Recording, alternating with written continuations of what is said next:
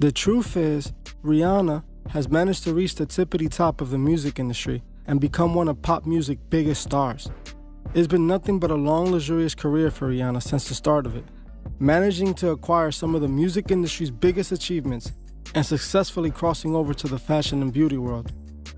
What if I told you that Rihanna, the worldwide lovable pop star, had dark secrets on how she made it in the industry that she wouldn't want you to know? Rihanna was willing to sell her soul to the devil and align herself with the agenda in order to achieve her dreams of becoming a pop star. Join me in this episode as we uncover the dark truth about Rihanna. Rihanna was born February 20th, 1988 in St. Michael's, Barbados. Rihanna, like many children who grew up in a third world country, had a difficult upbringing and made the best with what she had. She would help her father sell clothes on the streets in order to make extra money for the family. Rihanna's father was an abusive drunk who would routinely assault her mother.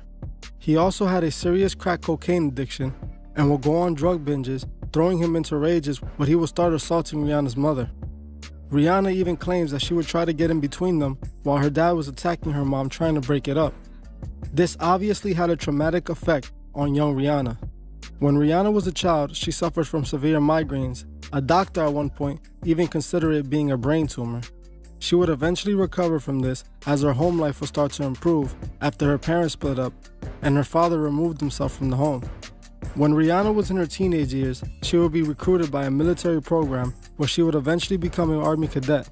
Rihanna in 2003 decided that she wanted to pursue a music career and formed a girl group with two of her school friends. They managed to get in a hotel room with Evan Rogers, a music producer who just happened to be vacationing in Barbados.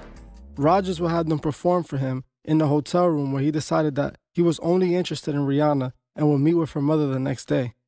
Her mother agreed that Rihanna can work on music as long as she still attended school, so they signed a production deal with Rogers' production company, Syndicated Rhythm. Rihanna would get to work creating a demo with 3 songs that took a whole year to record. One of those songs were Pon de Replay. Rihanna's demo was then shipped to Def Jam Records, where 2 A&Rs would get a hand of it and show it to Jay-Z. In 2005, Rihanna was then flown to New York City, where she would meet with Jay-Z and the rest of Def Jam Records. She would perform for the label, with them being blown away. L.A. Reid, the head of the label at the time, told Jay-Z not to let Rihanna leave the building without her signing that deal. He would eventually sign her to a 6-album deal at exactly 3 in the morning. Rihanna would start to perfect her debut album for the next few months. She would release her lead single, Pon de Replay, and it would land at number 2 on the Billboard charts, marking the start of her long, luxurious music career. This is what you may already know about Rihanna, but the truth is much more sinister than this. If you are like me, then you like to question certain things that don't make much sense. Like, how does a teenage girl in Barbados with no musical connections or money whatsoever get in a hotel room with an American music producer? Let's be honest. This simply just doesn't happen. I believe that Rihanna sold her soul to the devil to achieve her dreams and become a star. With Rihanna littering her music with satanic imagery, it's clear to see what she represents. In order to even be on Def Jam's roster, you must take the oath and align yourself with Lucifer. Def Jam, which is represented by Jay-Z, one of Crowley's biggest admirers, shows time and time again his admiration for the self-proclaimed wickedest man in the world.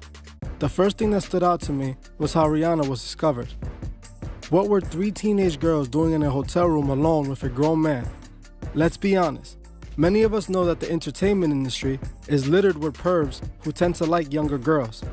They love flying overseas to third world countries where money can buy them anything, even hooking up with young girls.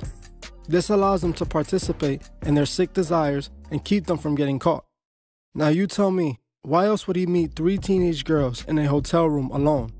Even when he talks about this event, he explains that he didn't even know Rihanna can sing because pretty girls usually can't sing. He wasn't in Barbados looking for talent either. He was on vacation looking for a good time. I believe after he got what he wanted, he realized that he can use Rihanna because of her looks. He even states that her aura and her figure convinced him she had the it factor before she would even sing. The next thing that stood out to me was her deal. The fact that they made her wait until exactly 3 a.m. to sign that deal definitely means something. The deal's also for 6 albums. What is strange about this is that most business deals take place in the morning during business hours. Why did they have to wait until exactly 3 a.m. to have her sign? Well, like I said earlier in the video, Def Jam is heavy into Satanism, and 3 a.m. is the beginning of the witching hour. Satanists love to reference this hour as the unholy hour. They tend to participate in satanic rituals during this hour. The next obvious thing I noticed was the routine good girl gone bad image. Like I said before in multiple videos, the record labels love presenting their young pop stars as good girls gone bad. This allows parents to let their guards down and allow their children to listen to the music. Then once they start to age and they win the public's trust, they flip her image into a bad girl, making them overly sexual and flipping their entire message. Parents don't even notice as their kids start to slowly change alongside the music. Rihanna also loves to litter her music with satanic symbolism. She went viral online in the conspiracy community a while back when she released her video for S&M, which is clearly supposed to represent the satanic sex parties that the Freemasons host. In the video, there's a scene where Rihanna is dancing in front of a screen with the words behind her, Illuminati Princess, popping up. In the video, she's promoting S&M and bondage to her fans. Rihanna would also admit selling her soul herself on her song Umbrella, the very first song where she introduced herself in her new bad girl image alongside of Jay-Z. They depict her indoctrination into her new satanic lifestyle. They even show her initiation ritual and sacrifice, depicting her in white to symbolize losing her purity and her transformation into a quote-unquote bad girl. In the lyrics of the song, she states that she took an oath and she's gonna stick it out to the end. The whole song, she is stating her admiration and her love for Lucifer for awarding her with her dreams. Rihanna has also depicted herself taking the oath on her videos for the song Better Have My Money. At the end of the video, she sacrifices a woman she kidnaps at the beginning of the video. She is seen sitting on a chest full of money while she's covered in blood naked. This very scene symbolizes her rebirth. It's clear what Rihanna's purpose is, as she promotes a good girl image that has been corrupted. She makes living a life of sin look pleasant and desirable, pushing a blatant satanic agenda to her mostly female fans as they blindly follow it. She aligned herself with Jay-Z from the start of her career, a man who has built an entire career by using Freemasonic principles. If you would like to see a full video on Jay-Z, let me know in the comment section. If at least 30 people comment Jay-Z, the next video I'll work on will be about him. Rihanna was willing to do anything in her life to make it to where she is. She had no problem selling her soul and taking the satanic oath and serving Lucifer. She spreads the agenda so she may please Lucifer and continues to have everything she desires.